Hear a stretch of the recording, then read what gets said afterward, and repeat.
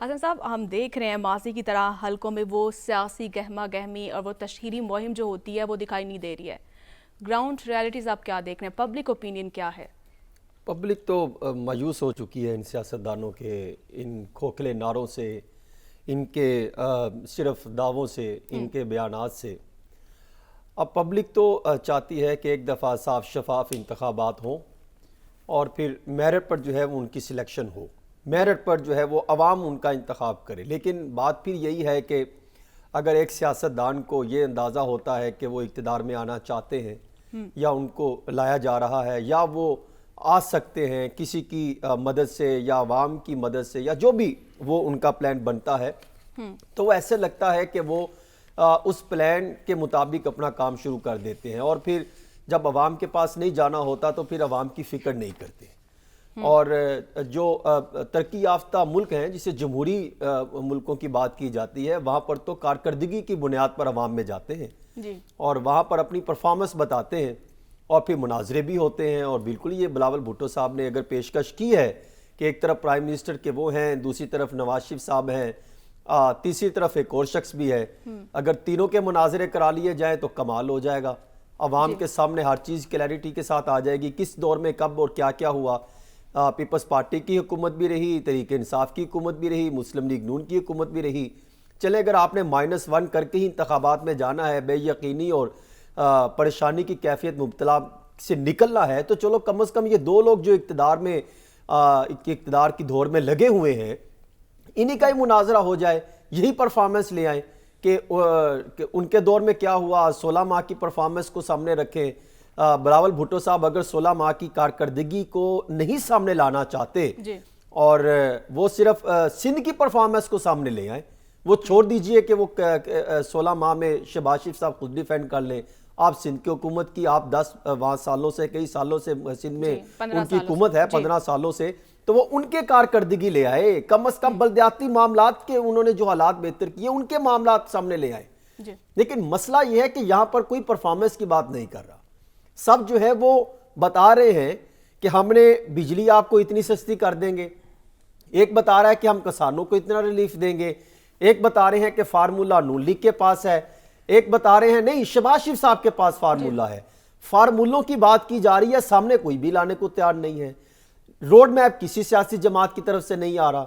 Y پی پی سیاسی جماعت بن کر سامنے آئی ہے اور وہ بھی وہ بلند و بانگ دعوے کر رہی ہے جن کا حقیقت سے کوئی تعلق میچ ہی نہیں ہے. اعداد و شمار بھی یہ سیاستدان حقیقت کے کچھ تو قریب جو ہے اعداد و شمار عوام کے سامنے رکھیں، وہ بھی بھاگتے ہیں. آج بلاول بھٹو صاحب لگ بھگ اگر دیکھا جائے تو گزشتہ 3 ہفتوں میں 5واں جلسہ ہے ان کا لاہور میں، اور وہ لیاری میں الیکشن نہیں لڑ رہے جو کہ ان کی ایک بڑی مضبوط سیٹ تھی، ان کو اندازہ ہے وہاں سے ہار جائیں گے. تو انہوں نے کہاں پہ الیکشن میں لاہور میں، اور وہ لاہور سے اپنے نانا کی جو پوزیشن تھی اس کو دوبارہ سے اجاگر کرنے پر فوکس کیے ہوئے ہیں.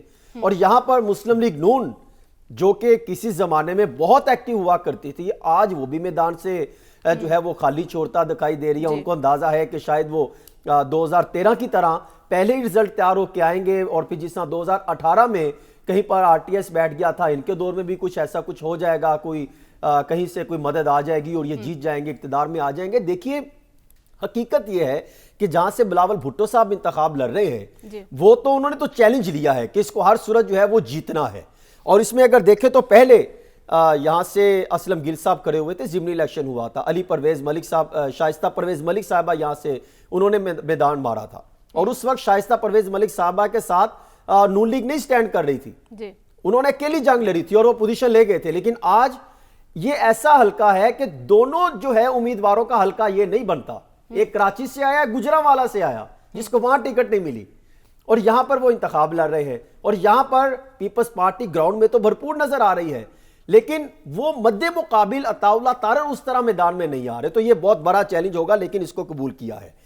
حیرت کی بات یہ بنتی ہے کہ ان سیاسی جماعتوں نے جو ابھی تک یہ دعوے کر رہے ہیں منشور لے کر عملی طور پر جانے کے لیے، دیکھیے پنجاب پاکستان پیپلز پارٹی بھی فوکس کیے بیٹھی ہے، اور ساؤتھ پنجاب میں آصف زرداری صاحب، کچھ انڈیپینڈنٹس جو کینڈیڈیٹ ہیں ان کے ساتھ رابطے میں ہے. اگر وہ دیکھتے ہیں کہ اگر وہاں سے کچھ جیت جائیں گے تو ان کو اپنے ساتھ لینے کی کوشش کریں گے.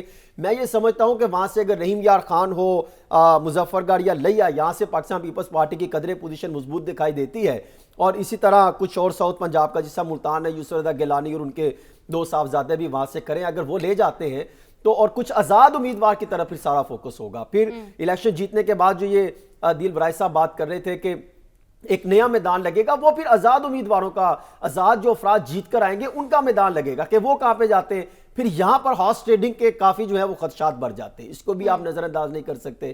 اور پھر جو بوریاں چلتی تھی, پیسے آتے تھے جاتے تھے, اس طرح کے الزامات بھی سامنے آئیں گے.